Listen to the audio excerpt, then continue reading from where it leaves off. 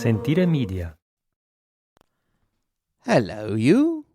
You're listening to A History of Italy.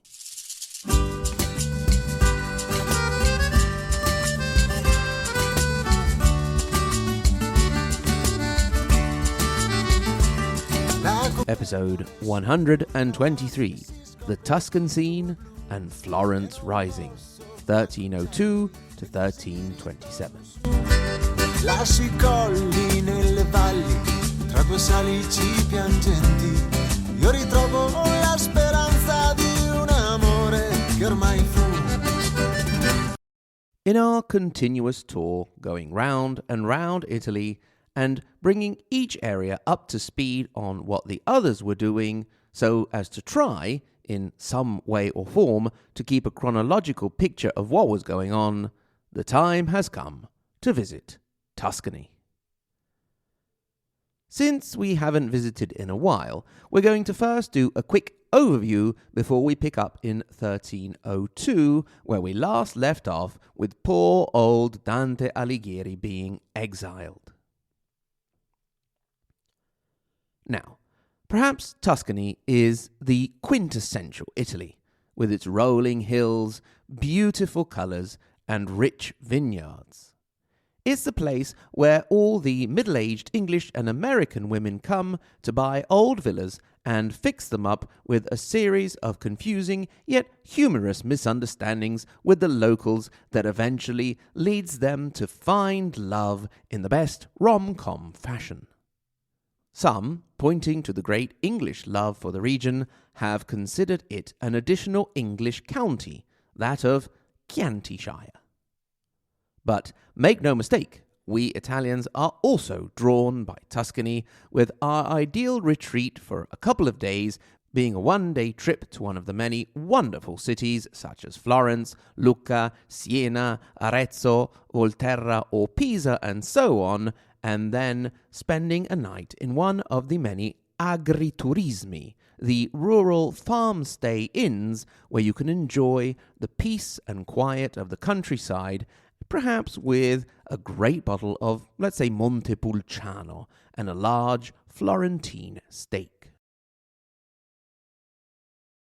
We have, of course, already popped into Tuscany quite a few times, starting almost immediately after the fall of the Lombard Kingdom in the late 8th century, to see the example of how Tuscan politics, that of the Mark of Tuscany, was influencing and being influenced by papal politics.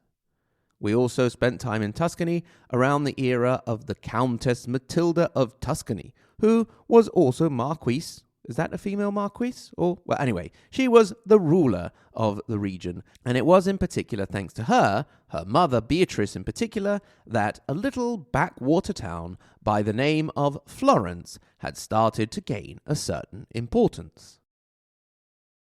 We then also saw how Tuscany had not been immune from the communal fever that had rocked all of Italy, as well as the whole Guelphs and Ghibellines business, and we also spent some time there with a great poet, Dante Alighieri. From the start of the 13th to the start of the 14th century, Tuscany in general, and Florence in particular, saw a rapid growth. In this period, Florence went from a town of around 15 to 20,000 inhabitants to over 100,000 at the start of the 14th century, at the time of Dante. In other cities, such as Pisa and Lucca, for example, although they didn't grow quite as much as Florence, they also doubled or tripled their populations, reaching a level of 40 to 50,000. This is an indication of the more general trend of the dominance of the city of Florence, which emerged particularly in the 13th and even more in the 14th century. It's a bit hard to understand exactly why it was Florence that flourished more than other cities. It had no natural strategic position, no access to the sea, no raw materials. The river that runs through the city, the Arno, was not even navigable all year round, as were other important rivers such as the Po further north or the Tiber further south. Yet, it became one of the most important and powerful cities, not only in Italy, but in all of the Western world. Florentine wool clothed everyone from the great European monarchs to the popes and cardinals, and many in Italy and Europe would have been in debt with Florentine bankers. The florin would become the currency of Europe, and the Florentine economy was greater than that of all England. During the course of the 1200s, Florence not only expanded its political power, first over the surrounding rural areas and then over many cities in Tuscany, but it also managed to concentrate many important commercial routes to its sphere of influence.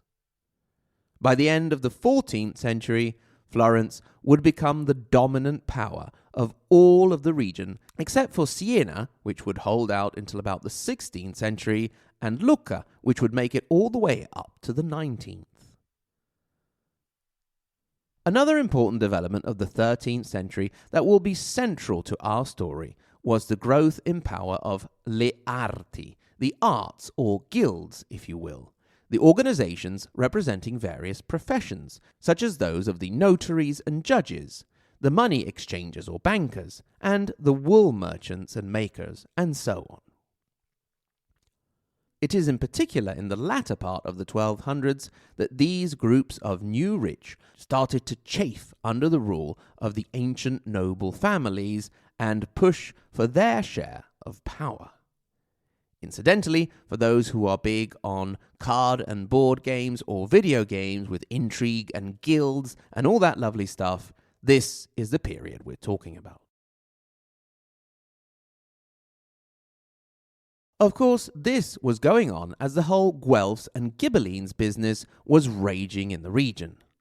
A lot of the region was dominated by the Ghibellines, starting with the Battle of Montaperti in 1260, in which the Florentine Ghibelline exiles had allied with the cities of Pisa, Siena, and Terni, as well as the relatively short-lived king of Sicily, Manfredi, to defeat the Guelph League that had included Florence, Lucca, and other Tuscan Guelphs. The leader of the victorious Ghibelline faction in the Battle of Montaperti was Farinata degli Uberti, made famous in Dante's Inferno and one of my favourite characters, making his very impressive appearance with such haughty arrogance and strong will that even the torments of hell could not break his spirit. The way Dante depicts him makes for a person who would have been very impressive to be around, but that you definitely would not wanted to have shared a beer with at the pub. Then again, Farinata would probably not have wanted to have a beer with me either, since I am not a member of the high-ranking Florentine nobility, at least not as far as I know. Farinata degli Uberti is actually credited with saving Florence at this time, since the victorious Ghibelline faction wanted to destroy the city, and he put a stop to it. It is in the Ghibelline period that the corporations, the arts, obtained their first entrance into the halls of power. They were, from then on, to be allowed to elect 6 priors and a gonfaloniere, a sort of city representative, a mayor, if you will, in a certain sense. This organization initially would work in parallel with the noble families. The ancient noble Ghibelline families were having none of this representation of the people nonsense. Of course, when we use the term people, in Italian il popolo, we don't mean all the people, but in particular the rich new middle class, if you want to use that anachronistic label, made up of merchants, professionals, and artisans. Tensions began to rise, and the Guelphs saw their chance and hopped onto the bandwagon. The situation would eventually lead to the Battle of Campaldino on the 11th of June 1289, in which our good old friend Dante Alighieri fought, and which saw an end to the Ghibelline influence in Tuscany. Now, as far as the members of the arts were concerned, they had gotten rid of the pesky Ghibelline nobles, but that didn't mean that the Guelphs didn't also have nobles that would have liked to have gotten back into power. For this reason, between 1293 and 1295, a series of norms were passed prohibiting the exercise of power by the magnates. At this point, it became a big issue to decide which families should be considered noble magnate families and which shouldn't. A list of 147 families were declared as noble, 73 within the city walls and 74 in the surrounding contado, the rural area around the city. By this time, our Dante was fully involved in politics and a strong supporter of the anti-noble legislation.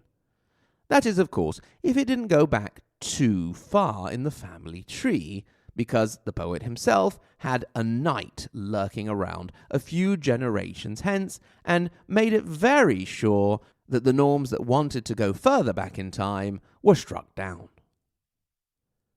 At the same time, a bit of a loophole was set up, with the members of the noble families being allowed to enter the arts themselves and therefore having access to representative government.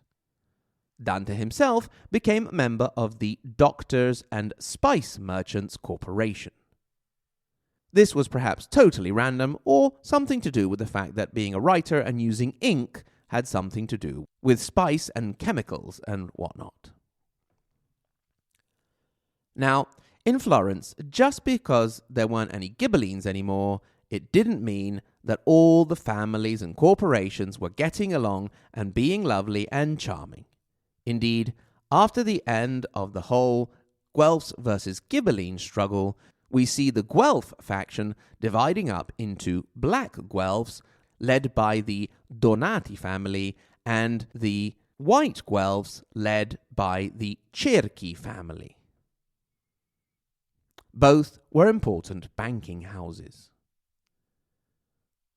The white faction, to which Dante belonged, despite the fact that his wife was a Donati, rose to prominence for a while, but by 1302, thanks also to the support of Pope Boniface VIII and Charles of Valois, the black faction managed to take over and kill or exile all of the main representatives of the white Guelphs.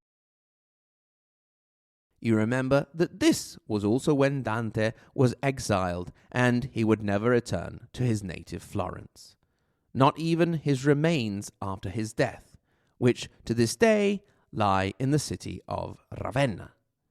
Incidentally, if you want to go and visit them in Ravenna, I suggest you take my audio tour, which I did with the Voice Map app. So, the Black Guelphs were in power, but they had no easy time of it. The exiled white Guelphs, as well as the remaining Ghibellines, would continue to try and get back into power, supported first by Holy Roman Emperor Henry VII, in whom Dante himself put great trust and even promoted him up to heaven, and then by Rudolph IV. Florence also suffered important defeats in this period, such as at the Battle of Montecatini in 1315 at the hands of the Pisans, and the impressive and strategic Guelph versus Ghibelline Battle of Alto Pascio on the 23rd of September 1325. We actually mention this battle as a prelude to that of Zappolino, the famous Battle of the Bucket, later that same year. The battle saw Florence allied with Siena and the Pope in the Guelph faction against the Ghibelline faction made up of Milan and Lucca. The Signore of Lucca at the time was our old friend, the condottiero, the warlord Castruccio Castracani, the dog castrator, and he represented an almost existential threat to Florence in the early 1300s with his rapid expansion in Tuscany. To counter this great threat, Florence left the path of the Republic and consigned itself to Robert of Anjou, King of Naples, asking him to be the city's signore, lord of the city. The king sent his son, Charles of Calabria, who did manage to limit the threat of Castracani, although it seems he did a better job sucking up the city resources. Nevertheless, Florence did manage to survive. Not only that, but the period of around 50 years that goes from the entrance of the arts into government in the late 13th century and the lordship of Charles of Calabria in the 1330s is actually one of great splendor for the city. Work on a new ring of walls started to include the houses and shanty towns that had been built attached to the old walls, and as we have seen, the population reached levels that would not be reached again until the 19th century. This was the period of Dante Alighieri, of the artists Cimabue and Giotto, as well as the architect Arnolfo da Cambio. Indeed, as far as architecture goes, this is the period in which building on the Palazzo dei Priori started, the building we now know today as Palazzo Vecchio. It was agreed that no private building could rise higher than the Tower of the Republic, a symbol of the Florentines' undying dedication to freedom. The freedom that they would relatively soon give up. Florence was now about to face a period of international economic crisis, a great plague and internal strife that would lead to a series of rebellions, out of which would emerge the dominion of a single family.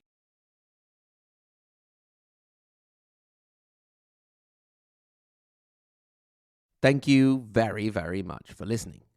Thanks also to my Patreon supporters, starting with the first part of the Margherita Hack and Galileo Galilei level, Alison H., Amanda D., Anthony G., Bill S., Brian Jones, Callan, Carrie W., Selene, Dean V., Dominic T., Emily B., Federica R., Francisco A., Gabriel S., Greg Ignazio, Il Valentino James C., Jane J., Jeff M., Jeffrey W., Joseph S., Juan Diego, Julia G., and Old John in Milwaukee. I was very sorry to hear the Brewers got kicked out of the postseason. Also, thank you very, very much to the tippy-top Maria Montessori and Dante Alighieri level, Paolo, Lisa K., Andrew M., Brandon S., David A., Peter W., Kevin O., David L., Renat, Sen, and welcome to a new member of the super tippy-top Maria Montessori level, David C. Welcome, David. Thank you for your very generous contribution. Remember, if you feel so inclined, you can get in touch. hello@ahistoryofitaly.com, or at the same URL, you can click through to our social media. That is Facebook, Twitter, and Instagram, all A History of Italy. Remember that if you go to our support page, you can also become a Patreon supporter and have access to extra content. Once again, thank you very, very much for listening, and until next time, arrivederci.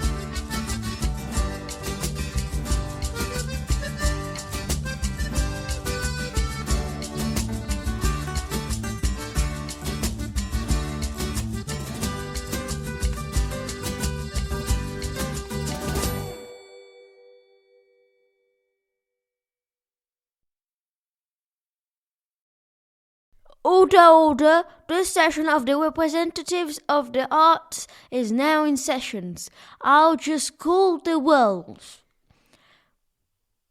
Will makers. Present. Bakers. Present. Doctors. Present.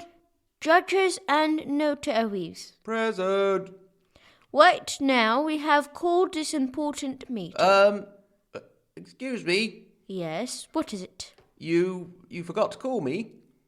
Well, who are you? I am the representative of the back and bottom scratchers. The what?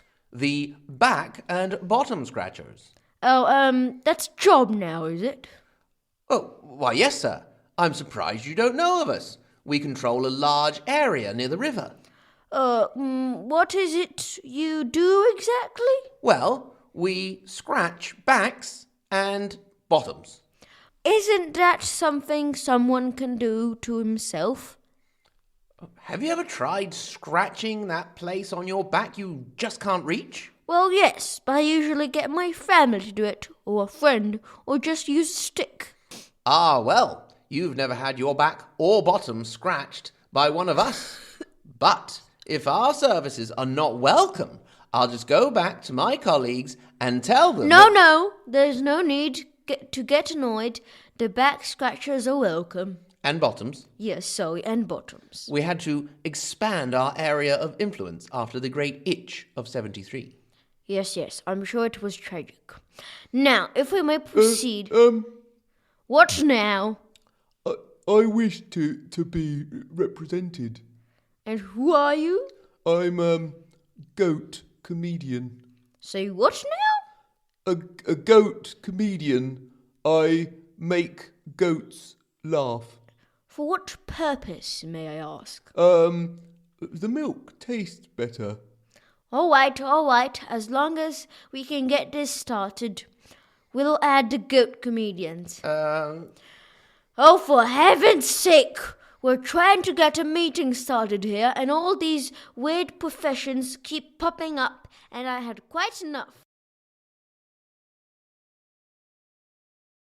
Right, let me now recall the revision well. Wool manufacturers, bankers, notaries and judges, back and bottom scratchers, goat comedians, belly button lint inspectors, nail clipping disposers, horse whisperers, duck and adult waterfowl whispers, and of course the corporation of those who get very drunk and stand in a corner of the square shouting out abuse at those on the other side. We are here today to decide on the nobility of one snooty son of Haughty of the Posh family. Here I am. You are suspected of being a noble. Who? Me? No, indeed. I haven't a noble drop of blood in my body, don't you know? One might say I'm one of you, a commoner. Well, you certainly sound like a noble. Well, governor, you're joking, aren't you? I'm your average Joe.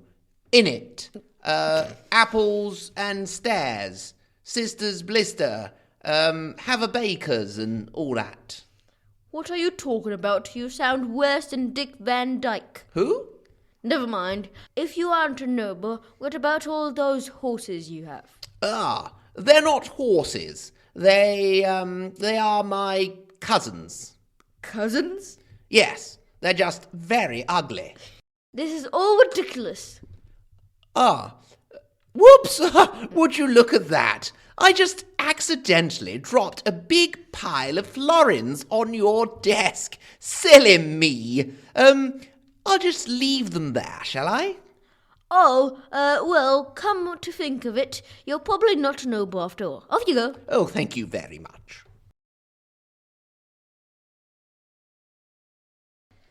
Hello. Welcome to a history of Italy. Ow.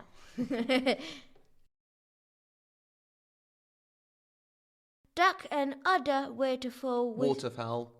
Duck and udder waterfowl. Waterfowl. Duck and udder waterfowl. Waterfowl. Sentire Media. Hey, podcast producers and show hosts. Do you want to join a podcast network that celebrates all things Italian? At Sentire Media, we understand the allure of Italy and its unique culture. Our devoted team of hosts and producers are all driven by their shared passion for Italy. And we work tirelessly to create the best lifestyle podcasts and content that will whisk you away to the very heart of Italy. With us, you can savor the mouth-watering flavors, get lost in the stories from the past, break down the cultural barriers, and truly immerse yourself in the vibrant traditions of this intoxicating country. If you have a great podcast idea or are already in production and would like to join Sentire Media, head over to sentiremedia.com, that's SENTIRE media.com, and find out how to submit your show.